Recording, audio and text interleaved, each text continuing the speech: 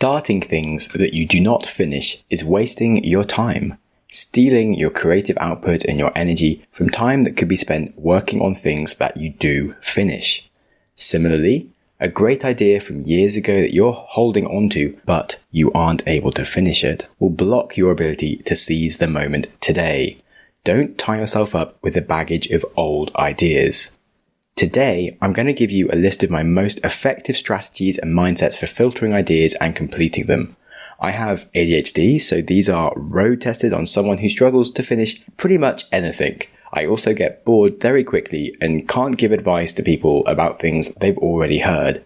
So this will not be a list of productivity hacks like sleep better, go for exercise every day, wake up early or late if that's better for you, and do the most important thing first, because whatever. You know it, I know it, nobody cares. This is a list of unconventional strategies and mindsets that are immediately practical to go and do.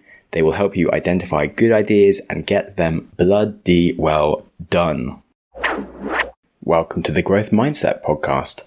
Today, we're going to kick off with a quote from Coco Chanel again, who I was just looking at her quotes and this one was very appropriate. I invented my life by taking for granted that everything I did not like would have an opposite, which I would like. Well, that leads perfectly into my first outlandish piece of advice on finishing things. That is, you don't actually have to finish everything. It is really unhelpful to hold ourselves to the productivity guru concept that we can work harder or engineer our routine or mindset to finish absolutely anything, because it's dumb and it's not true. For example, you can start many books, but you shouldn't finish all of them. You might start a book that is a really unrewarding challenge that makes you not feel great about reading, you get bored and you just sort of skip doing your reading. That ruins your habit, and it's better to start a new book that really excites you to read more. So we can see that sometimes you can stop putting yourself through stress and pain of striving to finish something that is not right for you. It's the same with your ideas and your projects. Keeping moving is the most important thing. So what my actual piece of advice here is that instead of trying to finish everything that you start, you should start more of the things that you finish. Now, they both sound very similar, and it also sounds almost too easy, but often I find that turning a problem on its head gives you the genius solution you're looking for. I start things a lot of the time and struggle to finish them. So, start the things that I do finish. It just sounds so obvious, but it's so smart, and I'll tell you why this is genius. In behavioral psychology, an action is the result of our motivation for the action and our ability to do the action. So if we look at our history and identify the actions that we finish, that shows us the things that we have motivation for and the things that we have ability for. So doing more of these things is leaning into our strengths and our interests. So list the things that when you start them, you subsequently finish them. These are things that you enjoy, motivate you, and you're good at them. Now, identify the ones that could create value. Spend more time starting those things. Honestly, that is a huge life hack right there. And so often the answer is right in front of us and we just don't see it. You genuinely might have just found your calling by doing that exercise. I would really give this one some time to dwell on. I actually feel like I could end the podcast right here, right now and be like, this is it. This is your major insight and take home. I am kind of worried that you might not take this point too seriously. Truthfully, I wrote this idea down a year ago and it just sounded so dumb and yet so obvious. Stop starting new things that you struggle with, Sam. Start more of the things that I finish. And it took me a whole damn year to realize how smart that was. And I'm finally now taking my own advice and currently doing more of the podcast because I finish it, I do a good job, and after 5 years of doing this as a passionate side project, I've realized I could actually take it more seriously and perhaps live the creator dream lifestyle and run around having adventures in my spare time and working 1 or 2 days a week making a really good podcast. And you know what? My listeners have doubled in the past 2 months. So if you're new, that's statistically half of you are, it's my absolute pleasure to have you here and I'd love to help you put a dent in the universe. So do please take that point seriously. But that's not the only insight that we have for today. Variety is the spice of life, and we have lots of new ideas that we do want to finish It's important for us to grow and change as individuals. I promised you a bunch of alternative tools to finishing things, and that's what you're going to get.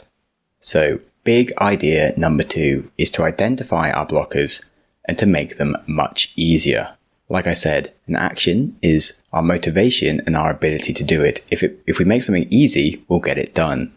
This is actually really important because we often tie ourselves to a much harder way of doing something than we need to. And we can learn the habit of making things easier for ourselves because ultimately, things don't need to be perfect. They need to be finished. So another example would be my writing, because I love writing long, heavily thought out pieces that go on several tangents and unpack into a grand meta theory on life, the universe, and pretty much everything.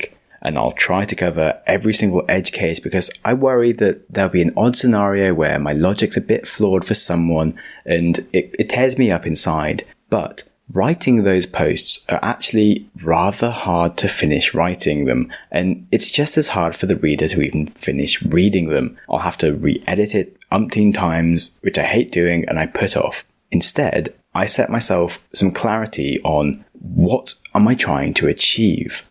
Like, what do I want the reader to understand at the end of this? And then I give myself a concise word limit and a time limit to express something that achieves this result. Doing this forces me to make some difficult decisions and establish priorities up front on what I will write about, but then the work becomes easier to finish. It will also push me, creatively speaking, to invent better analogies that will cover more of my bases up front. And so it's actually a really useful thing for me to do. So the lesson is to identify the goal of what you're doing and remove any non-essential blockers. Turn it into something that you will finish instead of something that you have to wrestle with. Okay, so we can look at the things that stop us and we can make them easier. But what about those hairy big problems that we can just never make ourselves finish? And what about those ideas that are so damn good it would be sacrilege to not do them perfectly, and so we sit on them for a year or maybe 5? Well, find out after the seamless ad break from my sponsor, Shortform. So, what about those blockers that we just can't seem to make ourselves do? There are lots of tasks that have elements of them that we really enjoy, so we might keep on starting them. But if the element we don't enjoy is something that prevents us from completing it, we could be in trouble. For example, running a creative business alone, but not doing your accounts is a recipe for disaster. So if we can't make it easier or enjoyable, we need to force it into our brain that it's just super important. It's an essential part of the process. We have to really believe that however much we want the thing, we have to do this other part that's annoying. And if you still can't do it, that's a sign that the thing is just not right for you. So I have ADHD and I can easily lean on the excuse that it's just not in my nature. But hey, if I want to run a business, I have to do accounts. So it gets done. There are other things like, say, marketing for my podcast, which isn't 100% essential and it's boring. I like creating podcasts, so I don't do any marketing. It means my show doesn't grow perhaps as much as it could do, but it also means I don't get blocked from doing the podcast by giving myself a lot of work that I don't enjoy. So ultimately, reassess if you can drop the thing, or remind yourself that it's essential for your passion to go and do it. And if you still don't do it, you might not be as passionate as you thought. And there are other ways to do it besides you doing it yourself. If you have a budget, you can pay someone, or you can just trade your skills and time to get help from someone else by doing them some favors or help with something. And it still gets done. It doesn't have to be you doing every single thing. You can delegate. Life is short and people have skills that you don't have. Now, I'd like to point out that sometimes not doing a process fully can be bad, with an example where you probably can't get any help. So if you think of the ketogenic diet, your body burns fat instead of carbs. And in this diet, you eat mostly fat, some protein, and absolutely no carbs. Some people get excited by the concept that fat is healthy and you can lose weight, and they immediately start to eat more fat, but they don't get round to avoiding all the carbs. Thus, they up their calories and they never actually do the diet properly, so they just get fatter. So it really can damage you to pick a part of a process that you feel like doing and not doing the rest of it. And most people are never going to follow a diet so extreme and should look for a different way to become healthier. So please just be conscious if you're working on anything where there's an element that you know you're not going to do properly, and if there's a potential repercussion in not doing it. Because I believe it's much better to accept who you are and lean into your nature and your strengths instead of fighting who you are and actually failing. Now, you may have heard of the Eisenhower prioritization framework, which essentially gets you to choose if you do it now, do it later, delegate it, or drop it. And I just want to add, don't even start any single thing to do with it as the final one, because sometimes you shouldn't touch things. Now, I understand that you might be thinking, hey Sam, this is the Growth Mindset podcast. With a growth mindset, I can do anything. Give me my money back. Why are you telling me this shit? Now, of course, with a growth mindset, you can do anything, but you can't do everything, which is such an important part of it. Ultimately, hard things are going to take your energy and time, and you'll have to drop something else to do them. So it can be better to lean into your strengths and do the things that work for you than to try and fight every single obstacle in your path. Because these blockers can waste your time and hold you back when you could be making advances somewhere else. So again, my first piece of advice around start more of the things you finish does make a lot of sense here. And now my next piece of advice conveniently goes in the opposite direction. My fourth tip is to refuse to work on things that you don't want to do. So paid work and tasks that we get asked to do or become known for being good at that we just don't like can become a part of our regular routine, and they can even become to define our life and career. Doing things that don't align with us drains us. It makes it harder to motivate ourselves and start other things. Remember, action is motivation plus ability. If you're tired from work that you don't enjoy doing, then you won't have motivation or ability to do other stuff. If you struggle to get around to things that you're passionate about, it can be because you're just too busy and blocked by the things that you aren't bothered about. You need a framework for what you will say no to. So look at your goals, ask yourself, is what I spend my time on every day pushing me in the right direction? And for too many people, they spend their time doing things just because that's what they've always done. They don't ask themselves the question if they're carrying on because they feel they should be doing it, or if it's something that's actually worthwhile and true to their calling. So this perfectly conflicts my first piece of advice around starting the things that you can finish, but that's only for the things that you're known for and you don't enjoy. Granted, this might mean you have to completely get rid of your tasks or perhaps your job and take some time out to even get your head around doing other things, and you really shouldn't be afraid of a break. However, don't quit your job just yet until you hear this last piece of advice on the problem with those truly brilliant ideas that we have that we just never do, because your problem might actually be this last one. So, tip number 5 that I really struggled with is realizing that our crazy, amazing good ideas, they are just stepping stones on the pathway to more good ideas. Now, our amazing ideas can feel like they have to be done perfectly, and here we are again with the problem of perfection, and perfection sucks. It's an especially big blocker in areas that are new to people, and they'll have this big idea, such as a young founder who's scared to share their idea, or a new podcaster overthinking their podcast, and they just never get started. And for example, I have all sorts of ideas like a comedy sketch or a product feature, a social media post, or a new song, and sometimes I have an idea that's like so good, and I feel like if I don't do it in its perfect state, it's just missing a massive opportunity, but actually I'm wrong. And sometimes I'll be like, I got to learn a bunch of new skills or take some time that I don't have. And so it just doesn't get done. It'll get put in the, I'll get round to them in the future perhaps pile, but that's wrong. And so I'll develop this stupid sense that this is my best song or my best comedy sketch idea that I can ever have with my life. And so it feels precious. And in fact, it's the opposite, because it makes me stop working on new ideas in that area and I lose my creativity for it. It's actually become creative baggage. We need to realize that creativity is regenerative. The more we use creativity, the more it builds. If we get over the hurdle of just starting something, we learn more skills and we have better ideas.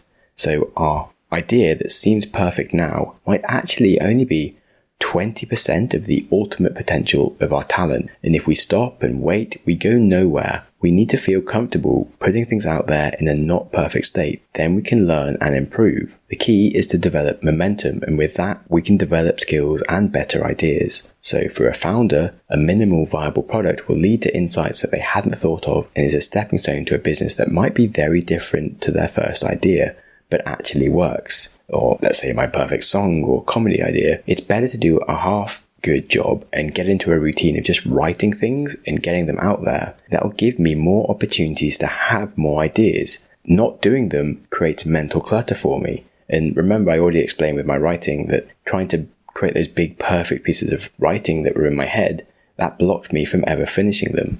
And so making short things consistently gave me the chance to just lean into creating a new idea every week. Each week I grow and grow as a storyteller and a thinker. And it's really dumb trying to idealize perfection. So remember, if you have a big brainwave, don't protect it. It's your job and duty to get it into the world as quickly as possible. And that's probably something that you can do in your spare time. Good ideas are just a stepping stone on the path to more good ideas. If we don't cast that stone and use it, we can't ever move on to the next step. So if you have any ideas you're passionate about, just do them and don't worry about perfect. So remember, ultimately, value is made by the creators and not by consumers. Anything that you can do regularly and reliably that creates something is making value, as long as you finish it. For example, you could write 30,000 words of a book that you don't publish, and it might take half a year of your life. At the end of it, you've published no books. So write 30 blogs over 1,000 words and publish all of them. Don't fight an uphill battle pushing on doors that never open. Double down on your strengths and think of alternative ways to deal with your weaknesses. Don't finish what you start. Start what you finish. Right, some questions to reflect on. Which tasks do I reliably finish? Could some of them create value if I did more of them? What are my unfinished projects? Are there specific tasks within the project that I am avoiding? Could I make it more likely to complete it by making it smaller or delegating it, changing the time that I do it or doing it with others? Or can I just remove the difficult tasks entirely?